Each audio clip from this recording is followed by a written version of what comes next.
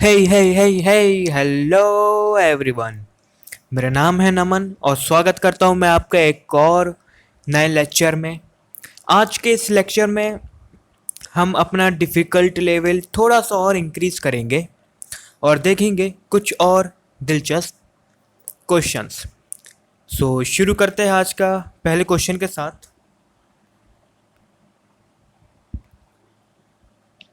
और what number should comes next? Here you have given some numbers over here and you need to find the next term. Okay, let's see how this terms is going on. जब भी आपको ये लगे missing number find करना है या wrong term आपको देखनी है, तो हमेशा आप ये देखिए कि सीरीज चल कैसे रही है। मैं हर बार आपको यही बोलूँगा कि पहले आपको you have to observe how the series is going on, like here।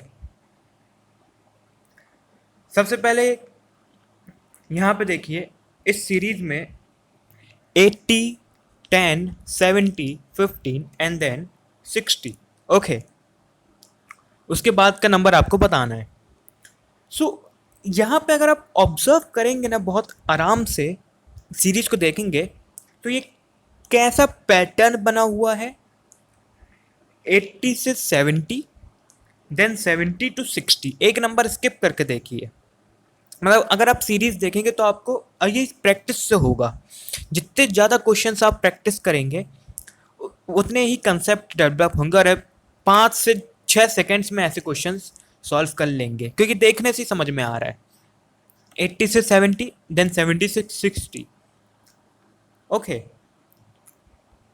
और यहाँ पे अगर अपन देखें तो यहाँ पे क्या होगा, 10 से 15, देन 15 से ये जहाँ पे जो नंबर होगा वो 15 के बाद होगा। दैट इज 10 प्लस 5 किया अपन ने 15 हुआ, 10 प्लस 5 किया तो क्या हुआ 15, एंड 15 प्लस 5 करने पर, क्योंकि ये एक सीरीज चल रही है, पैटर्न है, तो 15 प्लस 5 करने पे क्या होगा दोस्तों, इट्स कम 20,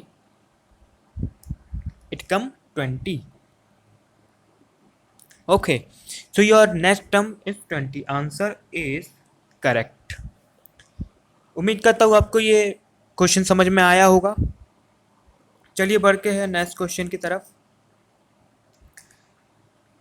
ये बहुत इसमें आपको सिर्फ एक मैच करना रहता है मीनिंग के साथ।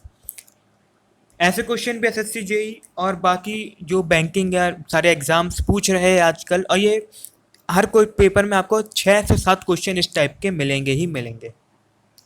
तो यहाँ पे आपको मेल्ट का मीनिंग यहाँ पे दिया हुआ है लिक्विड। मेल्ट का क्या मीनिंग दिया हुआ है, लिक्विड।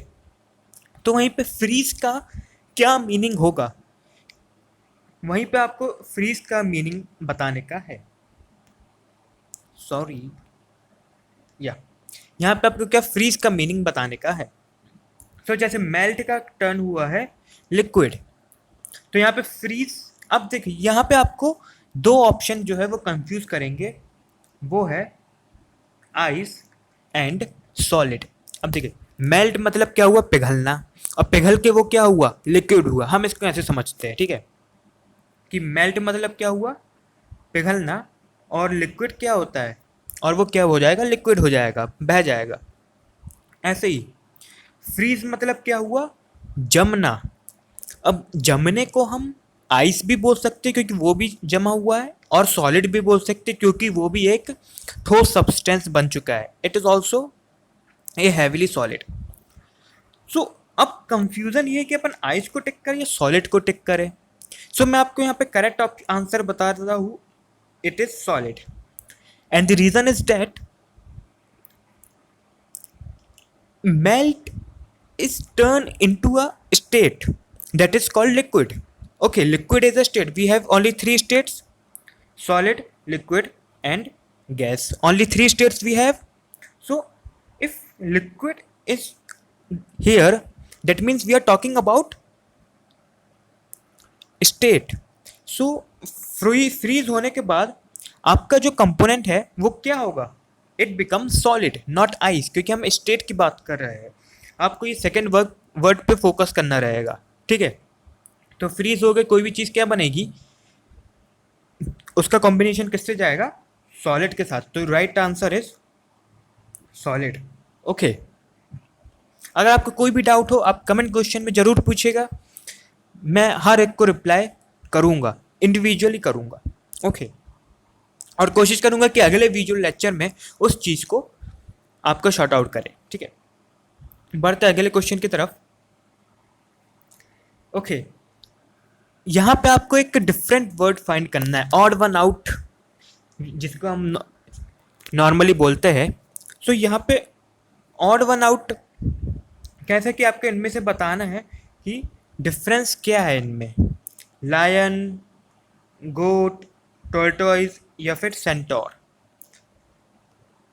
ओके, बेसिकली आप सेंटोर, ठीक है, यहाँ पे जो करेक्ट आंसर है वो है सेंटोर।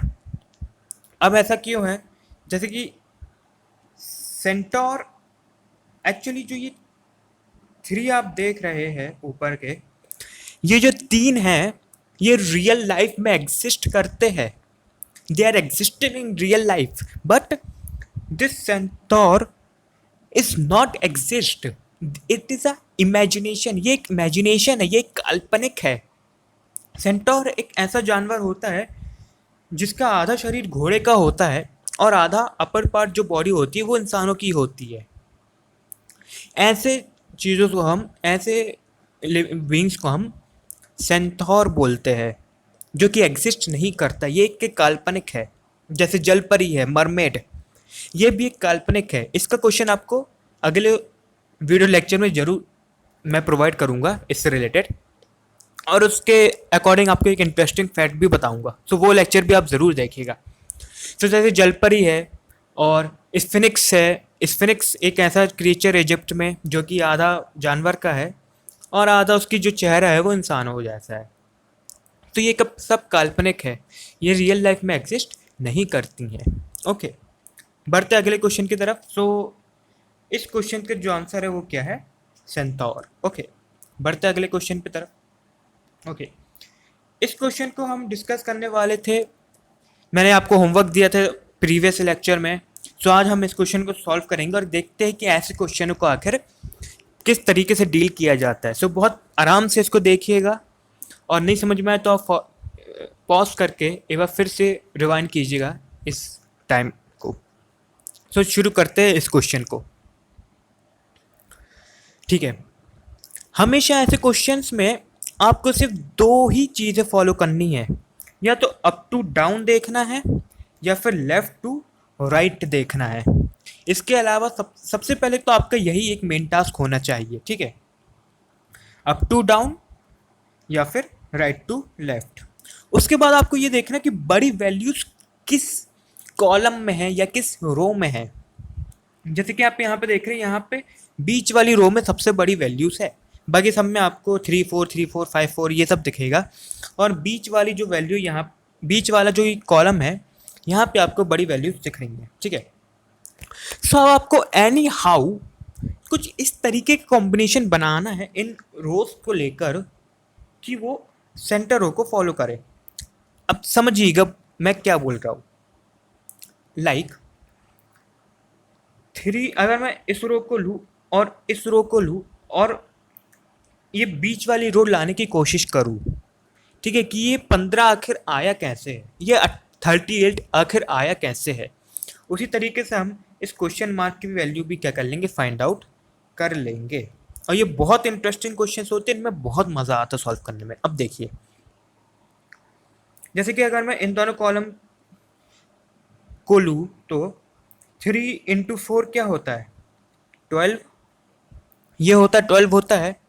और 12 में अगर मैं +3 करूँ, 12 में अगर मैं +3 करूँ तो आपको क्या मिलेगा, 15 मिलेगा, मिलेगा। यहाँ पे 15 दिया हुआ है पहले कॉलम में, ठीक है, फर्स्ट रो में, सॉरी।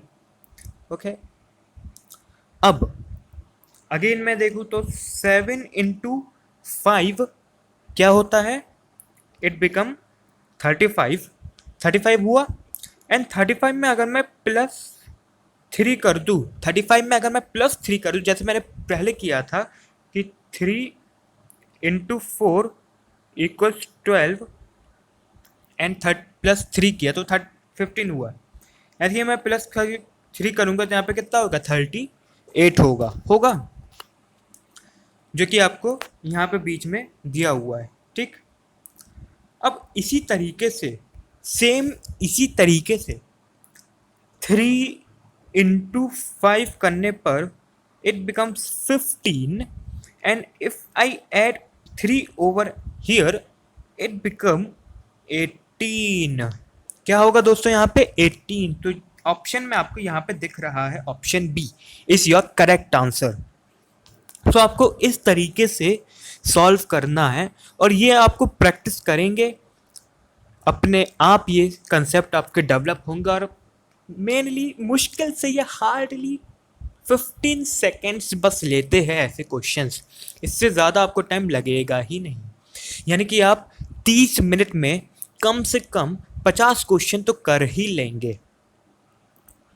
जहाँ पे एक एवरेज बच्चे को 1 मिनट लगता है एक क्वेश्चन सॉल्व करने में, वहीं आपको इतनी प्रैक्टिस करने के बाद 1 मिनट में आप 2 क्वेश्चन सॉल्व कर पाएंगे।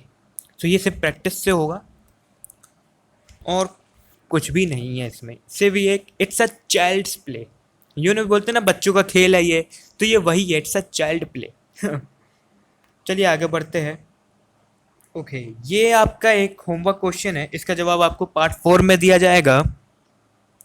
इसमें भी आपको ऑड वन आउट फाइंड करना है। आप टर्म को आराम से देखिए कि इस दिया क्या है, ये लिखा कैसे गया है। 8 को 64, 9 को 81, 100, 10 को 100, 11 को 131, ये आखिर लिखा कैसे गया है, किस पैटर्न को ये फॉलो किया हुआ है, और इसमें से आपको ऑड वन आउट फाइंड करना है। सो इसका जवाब मैं आपको पार्ट 4 में दूंगा। Keep watching, keep subscribe my channel and आखिर में बस thank you for your support. मिलते हैं अगले लेक्चर में। Thank you.